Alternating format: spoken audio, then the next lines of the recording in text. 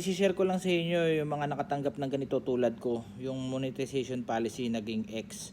At ginawa kong ganito. Bumalik siya sa check. So nung na-X yan, hinanap ko kung anong violation ko. So ganito ang ginawa ko. Chinek ko lahat ng video ko sa Reels. Inisa-isa ko talaga lahat. Dahil sabi ng mga ibang content creator, magbura ka ng mga video na remix o sa mga tugtog.